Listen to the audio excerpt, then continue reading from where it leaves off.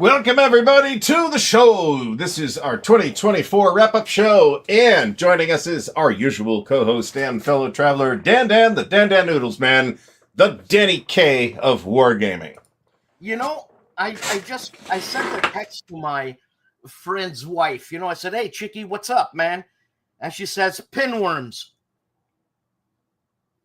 Okay. That's the kind of year it's been, man. I don't understand. Well, I've had worse years than this, bluntly. Sure, I've had worse years than this, but it's a shitty year. And go away. What the hell do I have on my head? I don't know. Fucking my eyebrow. Anyway, folks, I have photographic evidence that there was, in fact, Dan playing a game this sometime this week or last weekend or something like that. This was posted on Facebook and subsequently in the Ardwulf Lair Discord community. Go ahead. What? I'm just waving hello. Okay. So is that George Hyotis next to you in a blue shirt? Hyotis, the Leonidas of ASL. I don't speak either ancient or modern Greek. So, however, I'm from Ohio. Pronunciations are optional. So yeah, he's there, and you know what? I think like Stack Academy, great bunch of people, and the guy who organizes it with his wife, Mark and Natasha, great people, lots of logistic. He really should be named Boris, shouldn't he? He really should be named Boris, shouldn't he? His name is Mark. I'm just saying, Boris, and then it could be Boris and Natasha, the people that run I see. Stack Academy. Anyway, I signed up for the Stack Academy Facebook group today. What's the matter with you? No, go ahead. Go ahead. See. Please proceed. I thought you were finished. God damn. So anyways, a 1 year subscription to the cons that they have once a month is $130. Oh, so that's like the club membership type of deal. $130 and you're allowed to go to 12 cons. Sounds good. They sound more like meetings to me, but hey, whatever they want to call them. Perhaps meeting is in fact convention in French. I don't believe so. Whatever you want to call that. A rose is a rose. So anyway, somebody asked this on Blue Sky. What's your favorite game that you played this year? You're talking to me? Yeah. No, I'm talking to the Santa Claus. Okay. My favorite game that I played this year? Time Tripper. Well, that's cool. I enjoyed that game, and I still enjoy it, and I enjoy it. There's nothing wrong with enjoying Time Tripper. I think, other than Traveler, which I was privileged to run a one-shot of this year, I think probably my favorite game, and part of it is that we got to play a lot of it, right, is On to Richmond 2, where we played the On to Richmond campaign, and we got about 2/3 of the way through it before we started slowing down, and we didn't quite finish the campaign. Why? How big is the game? In terms of footprint, not that big. It's like 2 maps with some off-map stuff. And relatively speaking, the number of counters that are on the map. Now, we played with the off-map unit cards that I made for the campaign. If you don't play with those and you got more counters on the map, the number of unit counters on the map is almost guaranteed to be less than 40 per side. Okay. But there's a potential for 3 or 4 markers on each unit potentially. That's why we play with the off-map cards, because then you just move the unit around and then you say, okay, Couch's division has taken some manpower losses. I'll make that adjustment on the off-map card. Man, I didn't know that was like a monster game. Well, you can play those games in general, GCACW, at whatever scale you want. You want to play 1 turn and be done in an hour, you can. You want to play 10 turns and be done in 6 hours, you can. You want to play 130 turns like we did, and we got quite a ways into it in the first couple of days. We were actually doing like 20 turns a day for the first couple of days. But then it slowed down as like more units started to come in and the tactical situation started to get hairier and there was more thinking and all that stuff and more fighting too. So the die rolling, the movement usually works pretty fast. So you know what I thought about? I thought, isn't there a Command and Colors Civil War? Yeah, Battlecry. That's the first one, no? I think so. Battle Cry. Can we still get that game? Not well, yeah. Noble Knight's got it. But I mean, is it? Have the games increased in detail as they went on? Not much. I mean, to some extent, and people say, I've never played Battlecry, so I'm going to compare it to Commands and Colors Ancients, which of the 4 Commands and Colors games that I played, which are Ancients, Napoleonics, Tricorn, and Medieval. All right. I think Ancients is the simplest, and Napoleonics is the most complicated. They would still probably be a 5 or 6. Both of them would still probably be a 5 or 6 on the GMT 1 to 9 scale of complexity, in my opinion. Napoleonics is a little more complicated, but it not by that much. Is what I'm saying. I played the first scenario in Ancients with Carl just a couple of months ago because I just wanted to play a different game, and he says, "Let's try this," right? Mm-hmm. And I had elephants, man. How can you lose with elephants? Historically they lost with elephants occasionally. Well, I lost. But what battle? You know what battle you played? What? That's the first one, the first scenario. I don't know what the scenario numbers are. I don't know, man. I haven't played it that much. I've played more Napoleon. I don't know what the Napoleonic scenario numbers are either, to be honest. The only game where I can give you scenario numbers is ASL, and not that many. You know something, ASL? Okay, listen to this, Ardy. George Chiotis, the Leonidas of ASL, is going to get me into ASL. Well, that's fantastic. You can handle it. I have no doubt in my mind. There's a learning curve, but you can handle it. It's fine. It'll be fine. No, but the thing is that I have someone teaching me. I'm not reading this bloody rule book. Fucking nobody learns ASL by reading the rule book. It isn't technically impossible, but good luck. Most people cannot do it. Anyways, he's gonna teach me, but the problem is, look at Paul. Yeah, look at Paulson. ASL is life. Well, it can turn into a lifestyle game, but I'm worried. I'm worried because I have an addictive personality. I'm fucked. You are fucked. Oh, fuck. Fucked. So look at this. Dan was a stud at Red Dust Rebellion on Saturday. My chair's broken, folks. That's why I'm so low in the shot here. I made some adjustments, but I only do so much. It was great meeting you. That game, I gotta study. I gotta do theory for that game. Okay, no problem. I mean, it's got, from what I've been told, and I've talked to people who were playing it at SD Hist. Okay, so other than the theme, I mean, I read the description on GMT's website, and graphically, it's very well produced, as one would expect from GMT. But caveat that there's a lot of original art in it, as opposed to repurposed public domain war photographs and stuff like that. The GMT can normally just say, hey, well, we got these in the archives, so let's use these. They had to actually commission art for this thing. I'm told it didn't slow the production process down particularly because they took that into consideration when they put it on P500, when they decided to put it on P500. So did George say that whether he was going to start you on starter kit or full ASL? A great question there, Danny Zachary. I said, so we're going to do ASL starter kit? And George says, let's just get into the ASL. There's nothing wrong with that, especially if you got somebody to teach it to you. And you know what? What a nice guy. George is great. Follow George over at George Hiotis' channel, folks. He's got a mostly ASL-oriented channel, but he does some good stuff. But how do you know George? Like, you spoken to him? From YouTube. Oh. He's been in my chats a couple of times. George is a good guy. I've talked to him on Facebook a couple of times. He's designed a few scenarios for MMP on ASL.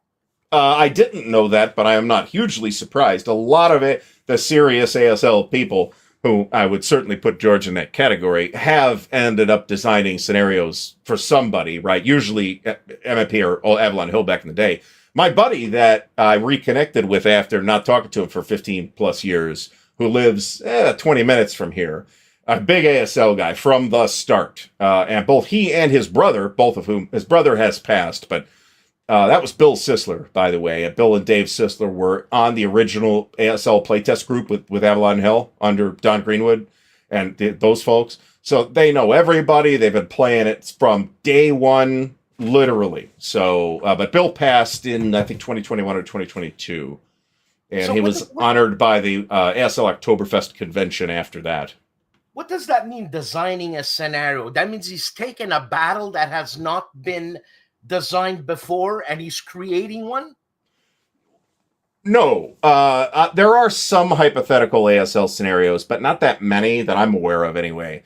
Mostly they are actual historical situations, but it's not like a whole battle as such where we think like the Battle of the Bulge. You're talking like, okay, here's a company, an American company up against, better example would be a German company, up against several companies of Americans dug in positions around Bastogne or something like that, right? So they're by and large, they are historical actions. So what's the scale of the map? Like what, 2,000 yards? No, it's like 200 feet, something like that. Jesus. I forget what it is. I think it's 200 or 300 feet or 50 yards or something like that. Yeah, I keep forgetting it's a tactical game. Yeah.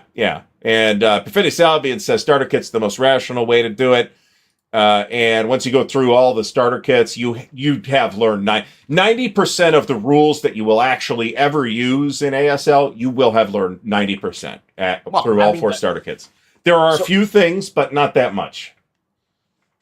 So mostly it's just situational stuff that comes up in specialized scenarios, like the rules for night, or the rules for air landings, or the rules for beach landings, or the rules for caves, even the rules for sewers. You won't use those every time. No, unless I play Stalingrad. Danny, I'm going to take, there you go. 40. Danny says 40 meters per hex. So, and Randy says 40 meters per hex as well. And the advanced squad leader, Spotting Ground, another YouTube channel to follow if you're interested or thinking about getting interested in ASL. It's another channel you should follow in addition to George. I guess I'm gonna have to, man. So what ASL product do you have? Me. Yeah. I have the starter kit #1. Okay. So don't worry about that. George has plenty to play. I have plenty to play with. So you don't need, if you've got like the rules and like 3 of the module, like the core modules, one of which has to be Beyond Valor. Probably the next one is Yanks. You could play for decades with just that material. So don't worry about it. And everybody's got enough stuff to play with. So don't worry about acquisitions is where I'm going with that. Yeah, no, I'm worried. I've got an addictive personality and that's it. It's over. Well, I understand that. There's Sergeant Faust. Well, yeah, Joe, thanks for stopping by. So the funny thing with Commands and Colors, which we were talking about, is that, and we count Memoir as a Commands and Colors series game. The funny thing is that the scale is a bit abstract. As you see larger and smaller actions, I mean, you can like nail the scale down in a particular scenario, but the next scenario in the book might be a different scale. So that's one of the drawbacks, but also kind of one of the really interesting features of Commands and Colors, because it can represent a lot of different sized battles on the same map with the same pieces, drawing the same cards. So, well, Mark McNair, my goal is to do more ASL in 2025 too. Really? So, it's that addictive. But I mean, what's the difference in addiction between that and Combat Commander? Addiction, I'm talking about. Well, in terms of managing the addiction, there's a lot more stuff available for ASL. I mean, from between Avalon Hill, which I would not recommend grabbing Avalon Hill ASL products unless you can get them really cheap, because MMP has redone everything at this point.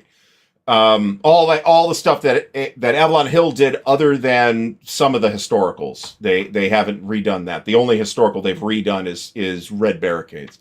Those are the historical modules that are on like not a generic geomorphic map, right? That have historical scenarios on the actual map. Usually there's some kind of campaign game, depending on what we're talking about.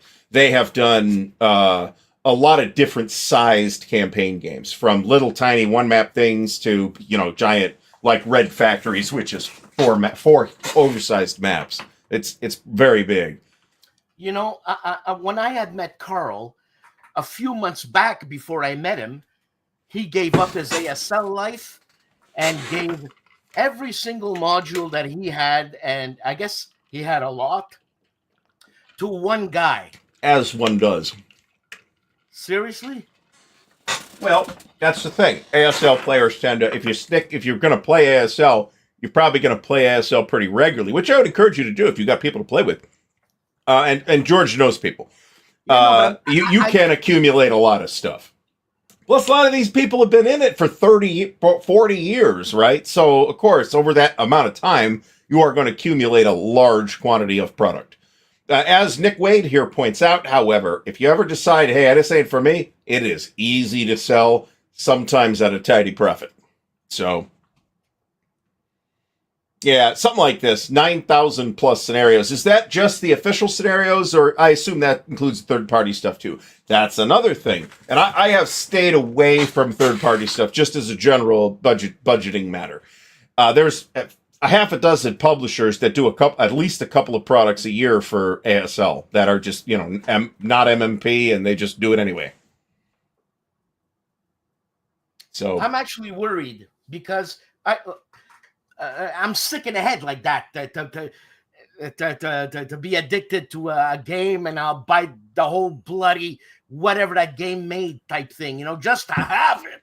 I do somewhat understand the instinct, at least if I'm like sold on a game series, right? But well, to some extent, yes. So I will use my own counterexample. Okay, I have way more ASL than I should based on the amount of ASL that I've played over the last 5 years. That's indisputably true. But let's say OCS, right? I get introduced to OCS. At that point, I've got like 2, maybe 3 OCS games.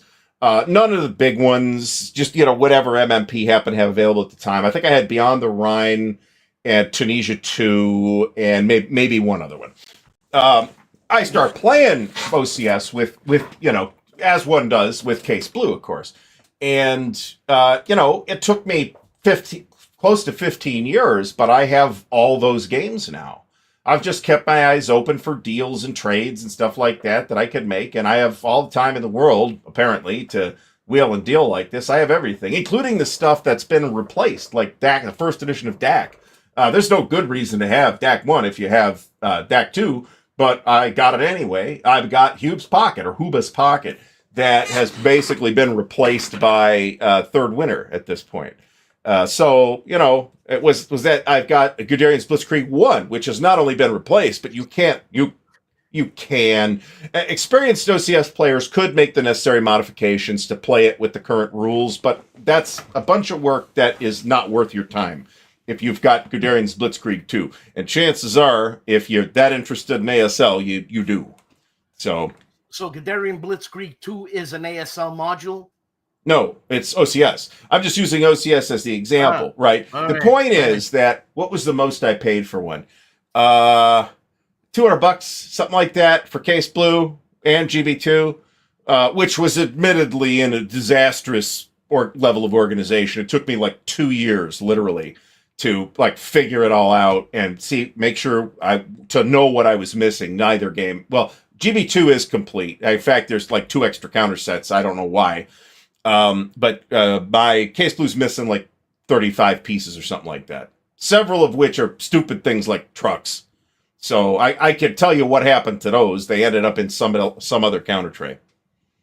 Going back to the con that I went to, the meeting, if you want to call it, there was still about 30 people, man. You know what I'm saying? Oh, hey. 30 people playing games all day. It doesn't have to be war games, but whatever. All day from 9. They expected me there at 9 in the morning, man. It takes me an hour and some minutes to get downtown. It was shitty here, this and that. So I got there at 11, and they were pissed. But anyways, I think it is possible that I will go to Stack Academy in 2027. 2027. That's what I can do. What the hell does that mean? That means give me an entire 2 years to prepare for it. Jesus Christ. It's not about the preparation, of course. It's about budgeting the time and the money to get to a con, right? So, First of all, you're American. Your money, our money is monopoly compared to yours. You're gonna come here and you're gonna be the king of the world. It's hookers and blow for you all week. Anyways, so I played Memoir 44, and okay, so it's fun, Memoir 44 at the basic level. Yeah, but I think because I bought a lot of stuff from Memoir 44, but I think as you add on, the complexities are pretty interesting, man, in Memoir 44, if you play the big scenarios there.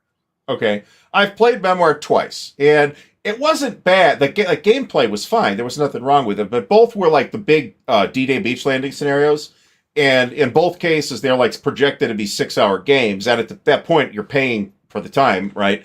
But it wasn't. But no, they were both over in less than an hour.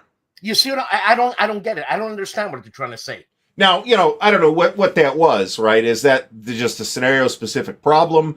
Is that I will try Memoir again at some point, but I'm not going to try and play the mega thing. I'll just play just a regular game of Memoir 44 and see how I like it. Well, I'm going to tell you how you like it. It's going to be over in 5 minutes in your head because you're going to know all the rules. The rules are quite simple, and basically it's dice chucking to get rid of your. You chip away at the other units, but if you play the massive thing, you can put Hobart's funnies in it, LSTs, bridge building, bulldozers, bada, half tracks that resupply. Hey man, you're starting to get into quite a bit more detail. What do you mean? That's what my wife says every time I talk. Exactly. Yeah, that's part of being married, right? So Dale Brady's asking to start with ASL or some other small unit tactical game. I would say, I mean, I'm making the presumption that you're interested in squad level or platoon level, perhaps World War II. Okay, I would do ASL. I would get the starter kits first, but if I had somebody working with me, I would be happy to start with the full game. Actually, a good trick, I mentioned this on a show last night, a good trick is to play the starter kit scenarios, but use the full ASL rules, because you can do that. I'm just going to, by the way, George Tikanis, I see you there. The thing is, George. I'm just going to follow George. Because George, man, that guy is smooth. You just do what George says. That's a perfectly logical way to do it. You know what George is like? He's like a line of cocaine. Very smooth. George, I think that was not an analogy you were prepared for this evening. No, but I'm just saying it's smooth. Yeah. So, I'd start with ASL for a couple of reasons. One, there's a huge community. You could play every week if you wanted to in almost any place, at least in the U.S., and definitely some places not in the U.S., there's tons of product, which is both good and bad, right? And, you got to do that struggle of finding what's in print at any given time. But usually, very seldom is like all the starter stuff. Like, by the starter stuff, I mean starter kits and rulebook and Beyond Valor. Very seldom is all of that out of print. And if you could find somebody to teach you, then you don't really have to worry about that. Play with their stuff and get it when you can. It's also, you could do pretty much any small unit action anywhere in World War II. You want the Pacific, no problem. You want, the island hopping stuff, no problem. You want desert, everything is there. You, it's going to kill me. I'm going to have to buy stuff even George doesn't have just to have it. I would certainly avoid. I mean, you can spend like a lot of money on ASL stuff.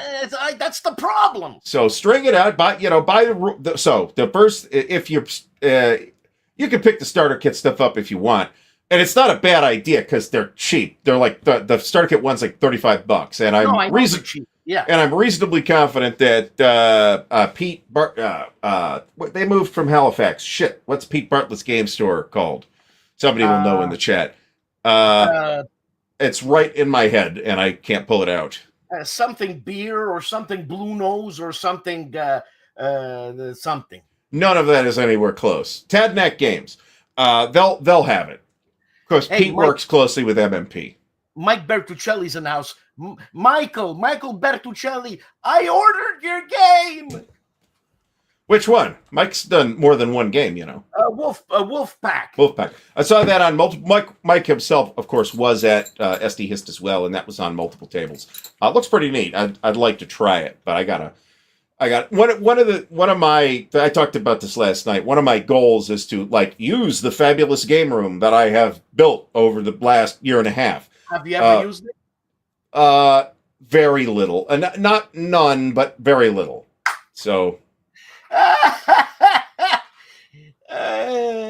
Right. Yeah, I just saw this, so I think I figured it out before we put these in the chat, but not necessarily before you put them in the chat. You know, Mike is offering to teach me on Vassal. Mike, I appreciate it very much, and I might take you up on that. I think that's a good idea. Folks will recall that Vassal started out as virtual ASL, right? So it was kind of built to accommodate ASL. That said, if you play ASL through Vassal, you have some other wrinkles that you have to deal with that you might not, depending on what other game you might be playing. So, for example, you've got to pick the maps.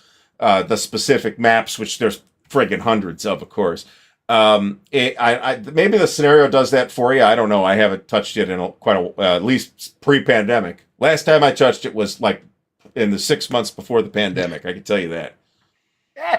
So it's not a big deal, especially if you've got somebody who can walk you through it. It's not a big deal, but there's a couple additional complications. Seriously, the thing is that when I went to the con to Montreal and back, it cost me for 1 hour drive, 2 hours that is, back and forth, $30 of gas. I couldn't believe it.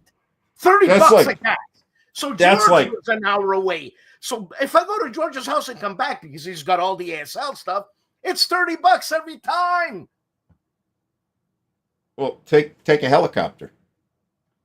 How about Ardy? I swear to God. Hold on. Let me just stop the cam, but you can still hear me. Okay. I think we all know what Dan is doing with the camera off, folks. And then if you want to get the starter kits, cool. But if you, the thing to get is the main rule book, which you could get the pocket edition now, and I would recommend that. And then get the pocket. Isn't that $50? I don't know what it costs. I actually don't have the pocket version. I've got the digital rule book, which is what I would actually recommend, assuming you're comfortable dealing with a PDF. And I've got the old binder, of course. So, yeah. Well, and George has a channel too, so start watching those videos too that George does, and ASL Academy does, and the ASL Spotting Round does, all that stuff. George, I can't do ebook. I gotta hold it in my hands. And even that's distracting. I have some sympathy for that position, but at the same time, there's a very valuable feature in the PDF that you don't have in the book. It's called search. Also, the digital rulebook is just updated with all the new stuff. And you don't have to worry about figuring out what pages are from when, like when I got this big load of stuff. So I bought, when I decided I was doing it again, I bought all the old Avalon Hill modules from somebody. Fucko, actually. And it was, he had it fairly well organized in terms of counters, but like the rulebook pages, I had to go through that. It was a hassle. The digital version, just download the latest one and boom, that's it. And how much is it? It's about $50, as I recall. The digital John version? Stanley, thanks so much. Look, John, I know. Hey, well, you guys will be using American dollars soon, right? So it'll be okay. I know the sarcasm. I can read the sarcasm because, yes, nobody asked us if we wanted to be Americans. I mean, $30 Canadian, that's about, what, half a gallon of gas? Look, it was easily almost half a tank of gas. What does gas cost for you now in Canadian dollars? $1.50. In Canadian dollars? Yeah. $1.50. A liter. Oh. Yeah. So that's probably about it's probably something like $4 a gallon for us. $4 or something $5 like that. A gallon, yeah. Yeah, ours is not that expensive. Yeah. So you know what I'm saying, man? Okay. So, well, I mean, you don't necessarily have to run out there every week. If you're going to go to the Stack Academy meetings, though, I bet that's a place you could get together with George and potentially other people to learn ASL. Oh, for sure. For sure. And it's actually George who emailed me and asked me, what's the yearly membership? I didn't even know they had a yearly membership. And if they do, and it's $130, you know what I mean? Come on.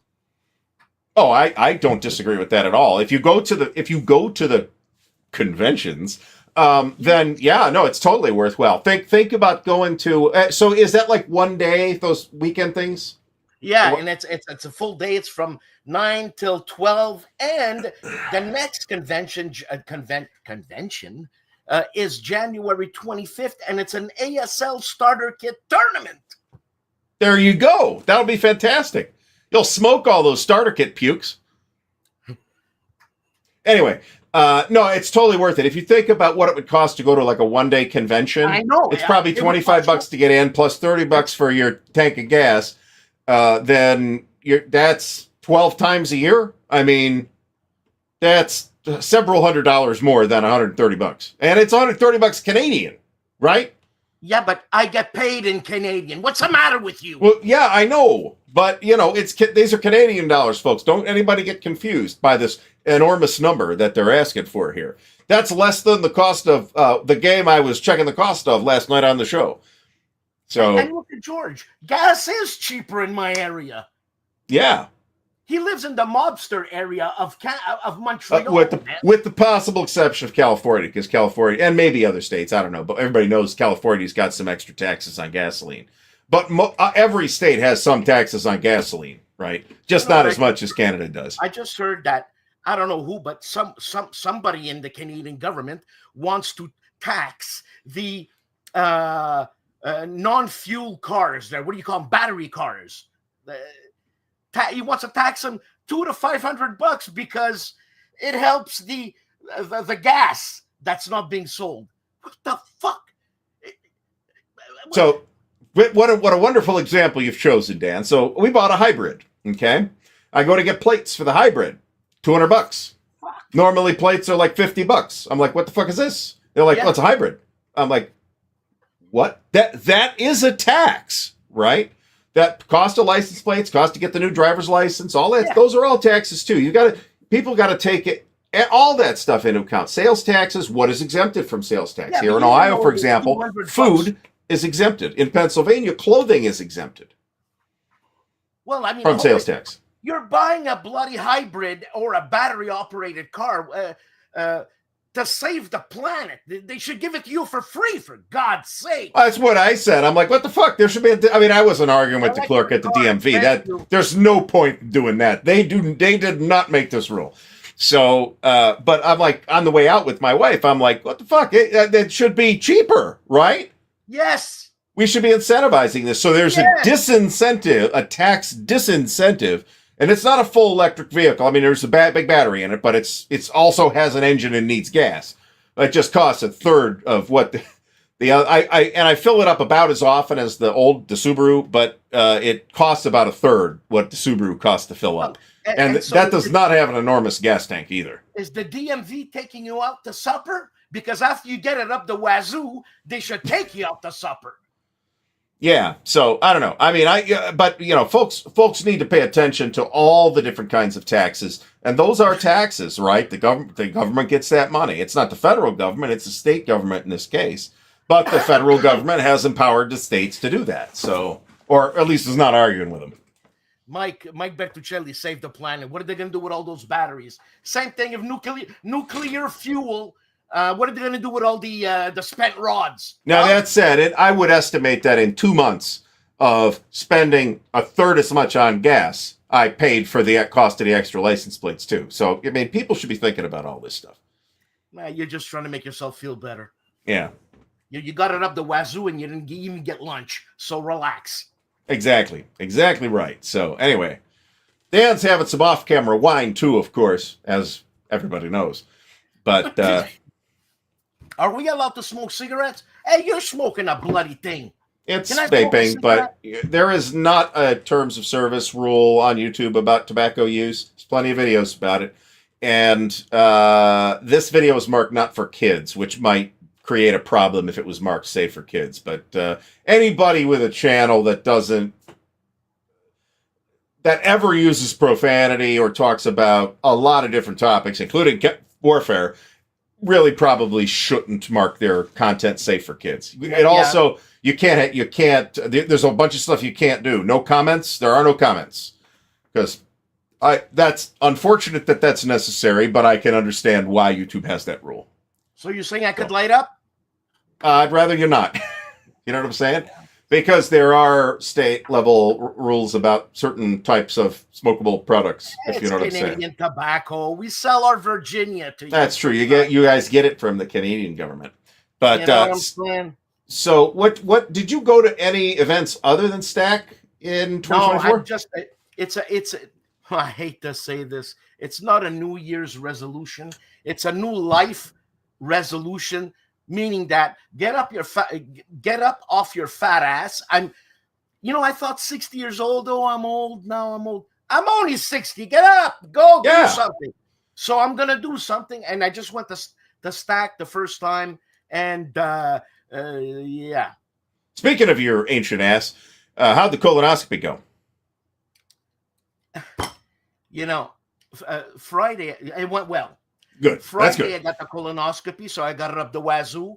And Monday, I had to get it down my throat, so I felt like a goddamn rotisserie pork. You know what I mean? Jesus Christ! Oh my man. God! Well, I only have 2 holes. Oh my God! Oh my God! Anyway, so I really enjoyed Great Campaigns of the American Civil War back in February. That was very good. SD Hist was an event highlight, but I'd never been to it before. That was cool. See how slick that was? The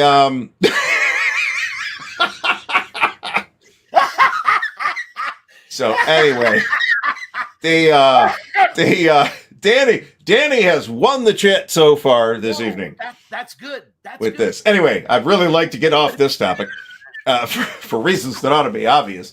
I did bring it up, to be fair. So we did CSS for the first time in a serious way this year. That's the company scale system from Compass Games. I think we did Library Napoleonic Battles this year too, and I did not particularly enjoy that, but I think we were stupid about it. I think we decided nobody played this before but me, and I played it like twice. The last time was like 5-6 years ago. It's significantly different in a lot of ways from like Napoleon's Last Battles. And it was kind of baffling and disorganized. So, because we tried to do the whole Napoleon's Last Gamble campaign, we shouldn't have done that. We should have started with a big battle like Borodino or something, because we had 4 people. We should have started with like Borodino or something like that. Hey, what's John Stanley busting my chops for?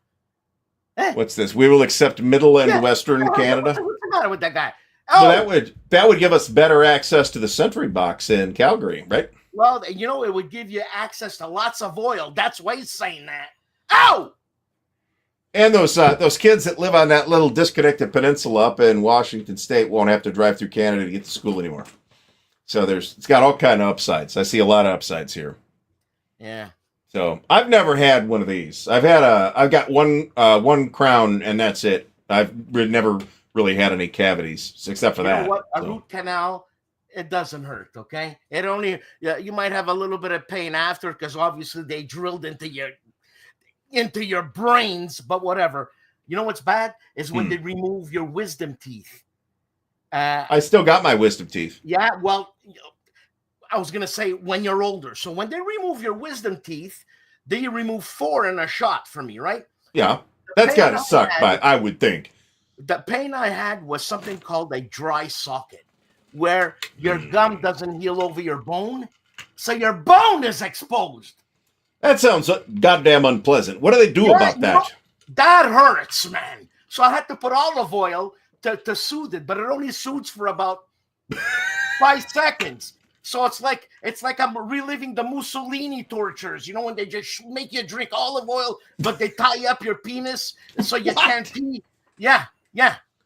We're fast and loose here tonight, folks. And then they cut your gut open. And tasteless. So Anyway, I think you could use that because it is technically a medical term without demonetizing me, but let's not use it again anytime soon.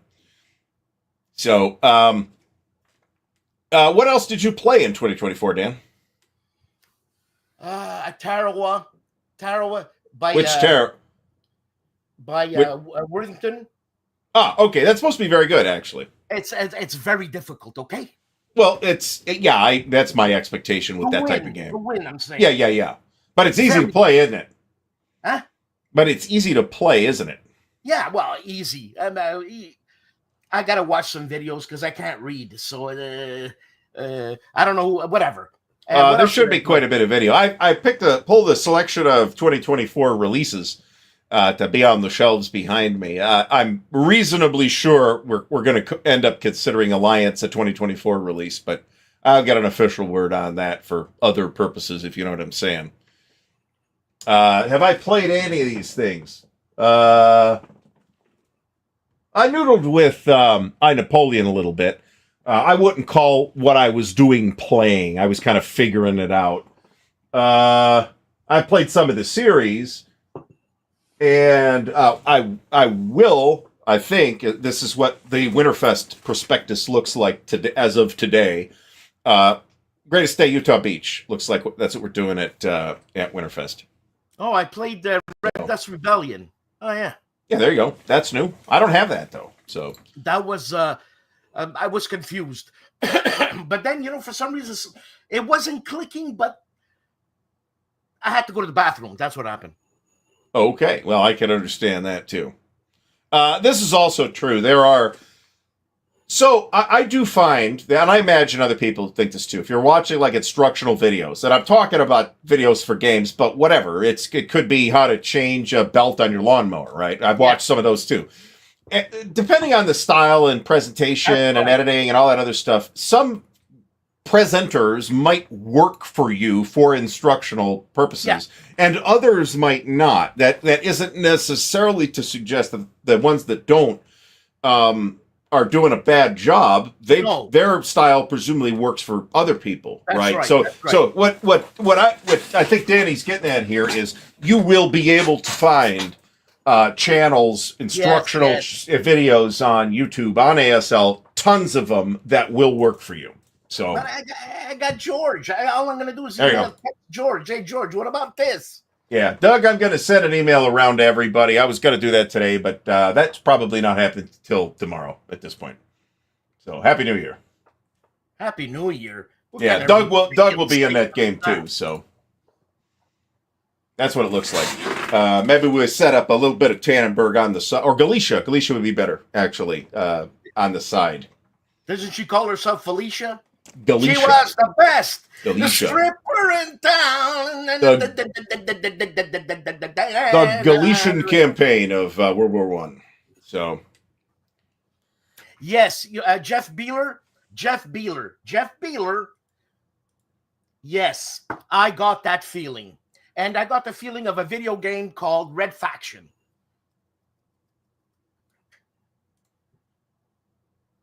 Noble Knight has a copy for something like $350, as I recall, something like that. $350 American. Yeah. Oh, then there's the shipping involved. Well, if you spend 100, I think the threshold is what, 200 for international free shipping from Noble Knight. International, okay. Yeah. And then there's duty Canada. We're gonna get it up the wazoo. Yeah, that's true. I sent was it you? I sent something to somebody in. I think it was you. I sent something to Dan, and I was an idiot and declared it had $100 value on the customs form because that was the truth. And they stopped it. There's like, you got to pay duties on this, and I'm like, I ended up submitting a revised customs form. Yes, and what happened? Oh, I fell on my fucking head, and I don't know what I did. Yeah, the market prices have dropped precipitously. I've played the video game a lot. It's a heavy game. The first one. Oh yeah. I'm not surprised. I mean, think about other examples would include the Stellaris game from Academy. Whenever we see that, I think we will see that. It's a very ambitious looking game. This is an ambitious game. The Stellaris board game adaptation from that Academy Games has been working on. It's late. The Europa Universalis game that came out 2023, I believe, which I've played like twice now. It's pretty cool. It's also super ambitious. It's got a ton of stuff in it. It costs like $200. It was expensive. So, yeah, the Canadian. What's the most expensive gaming item you bought this year, Dan? Say what? What's the most expensive gaming item you've bought this year in 2024? Ah, shit. This is going to go on record now. That's bad, man. Well, I bought 5 modules of Memoir 44. and something. I forget. There was another game. I forget. I don't know. Was it Case Blue? No. Campaign for North Africa? No. And I'm sure it was inexpensive. I want to play war games, but the thing is Canada is vast. Well, good. You need that space to set up Case Blue or Campaign for North Africa. Well, yeah, but I'm saying neither of which will fit on my table for the record. Man. I gotta travel. I'm not counting like the campaign stuff that I got with Noble Knight store credit. I'm not sure I remember what it was, but I remember something being about $200. Utah Beach was pretty expensive. That might have been it. Or Axis Empires Ultimate Edition. I think it was. Yeah, both of those were like $250 pre-order in that general neighborhood. That's American dollars, folks. That's not Monopoly money. I bought this. Okay. And look. It's an envelope. Who's that from? This is the Days of Wonder. Okay. Borg's game. It's okay. And you get the Overlord map or whatever, but it's not the Overlord map here. You get Market Garden. Mm-hmm. So was Market Garden part of Overlord? No, I wouldn't say so. No. Overlord pretty much stops with the establishment of the lodgement, and the beaches are cleared, and they've connected the beaches and all that stuff. So I think Overlord's over by about June 12th, something like that. And what's cool about it is, as I was saying, Memoir 44 does get more detailed, not more complex, more detailed. And as a matter of fact, if you can you see this Tiger tank here? Okay. It shoots around corners. Okay. You see? It shoots around corners. Welcome to the wonderful world of miniatures. It shoots around corners. So, Market Garden is its own thing, not part of Overlord. I mean, it is part. It's not even really part of the Normandy campaign, which is sort of a somewhat broader term that encompasses basically everything up to the Breakout, and runs till roughly September, or beginning of September, 1944. I have the Breakout module, man. It's really big. Like instead of being a 6-panel game board, it's a 9-panel game board, and you put 2 of those together, and yeah, you're having a fun beer and pretzel World War II game. You know what I'm saying? Mm-hmm. I mean, I can't think that any of the war game that any of the memoir stuff is exceptionally expensive, right? I mean, how much of it is out of print, for example? Well, not much of it. I bought the air pack, which is basically air in a box. That's what you bought. And I paid $60 for that, man.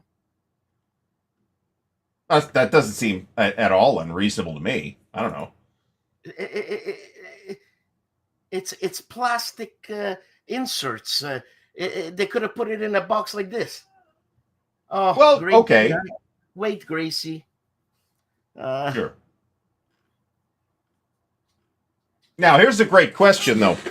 Of our episodes in 2024, which one do you think was the best? You're asking me? Yeah. Chris, I don't remember what I had for breakfast. What's the matter with you? I can understand that, actually. I'm scrolling through the list right now, and you know what? I remember I don't remember who it was, though. We had an interview that just felt like it was took 20 minutes. It just went so well. Well, the guy from Australia, Harry? Harry was a personal highlight for me because I've never talked to Harry personally before. I don't think. I mean, unless I met him at Origins, and it's another one of those things where I just don't remember that, which is not impossible. Is it like talking to Arlo Guthrie or something? Or what? Yeah, a little bit. Sure, why not? Okay. Harry could be the Arlo Guthrie of wargaming. That's fine. So, best episode. I don't have a best episode. I really enjoyed the guy from World at War, Bruce Harper. Bruce was good. Bruce was good. I had a great time with. Oh my God. Somebody. Mark Rodrigue was good. Who? Mark Rodrigue. Yeah, he's the most handsome voyageur in Quebec. Carl was good. Carl emailed me after and he said, you guys mostly, it's very light. I thought it was going to be very technical. Well, what's the matter with you, Carl? You know me. What's the matter with you? Yeah. Ted Racer. Ted was good too. Ted's good. I like Ted. No, Ted's good. Ted's good. Very good designer. Very good designer. Well, Mark, you see, like Mark Herman, the guy, I emailed Mark Herman and I said I had an idea for a game, Mark, and it's about basically getting to the toilet, but it's a heavy war game. But you gotta get your squad to the toilet, this and that. Anyways, he writes back, great, funny, Happy New Year. So I write. This is the perfect game that Dan would design. So I write him back. I said, what? Is it because you're jealous? You didn't think about this, this and that? Everybody's jealous of your fabulous Canadian super toilet, Dan. And he writes back, correct. / food processor. What the hell is this guy? Craftwork, Mark is very generous with his time as far as giving advice to new designers, and man, he's got his method just so down. I was observing Mark talking to a designer that was working on an American Revolution game at WBC, and Mark was just he like immediately like drew this friggin' matrix of decisions, and it's like, wow, okay, yeah, this gentleman knows what he is doing. I mean, I knew that already because I played the games, but It was fascinating to see that conversation. You know what? To say genius around Mark is correct. Oh yeah, I've used the G word for Mark before. Yeah, no question Emmerich, about that. Emmerich, what's his first name? Alan Emmerich. Alan, that was fun, man. Alan was a very good interview. Yeah, Alan is very good on camera. He is a natural extrovert. Let me put it that way. He's a schmoozer, man. Unlike some of the wargamers we've had on the show, where they just sit there stone-faced and stare at the camera and answer the questions they are given with yes or no answers. Jim Day, man. Jim Day was good. I enjoyed Jim Day. I didn't expect him to be loosey-goosey. Well, there you go. So, we've got a couple of interesting targets. We got to talk to Mr. Parker about that. But Grant. I love Grant. Oh, there's Mr. Mark Herman himself. Happy New Year, Mark. Correct. Hopefully, everybody. We got a few minutes here. Make me want to fight. But I think wargaming as a hobby is in a pretty good place. As an industry, we're going to find out in 2025 because we might see some dramatic shifts in situations in terms of regulations and stuff like that. So, or potential tariffs or whatever. There's a not half bad chance that just won't happen. So, but you know what's fun about wargaming is when you get to meet people like Mark, where before you meet him and you're growing up with the designs, you iconicize the guy, and he is an icon, by the way. And when you get to meet him, he's a normal schmo, if you could say normal. Gregory M. Smith, I don't know why, John Butterfield, you know what I'm saying? These guys can take it down. Well, I'm not quite sure I get that metaphor, but okay. But these everybody you named, as well as a billion people that you didn't, they're They're all just good we guys, are man. blessed with a preponderance of wonderful human beings here in the wargaming hobby. Absolutely. There's a few Nimrods, but we're those people tend to end up marginalizing themselves sooner or later. Let me put Yeah, it but that way. sometimes these assholes have influence over people. That's the issue. That's the issue. But anyways. Yeah, I mean, okay, but I can't tell other people what to think or what to watch or any of that. So Yeah, I it's kind know. of fundamental to our value system here in the U.S. of A. That we can make these decisions on our own. I think people forget to embrace that sometimes, but we also have to respect other people's decisions as long as they're not doing something prohibited or they're being an asshole. In which case, you don't have to deal with them anymore. So Yeah, well. so I have not yet been charged. Oops.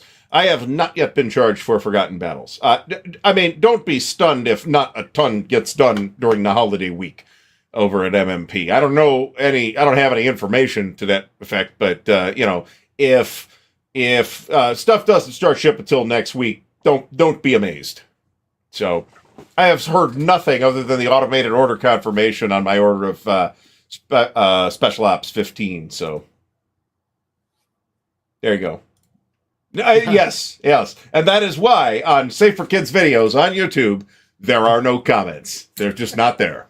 Well, hold on. So, Safe for Kids. I see. Yeah. So, yeah, I had to turn that. Technically, this is correct, but they've also got Forgotten Battles to ship out, too.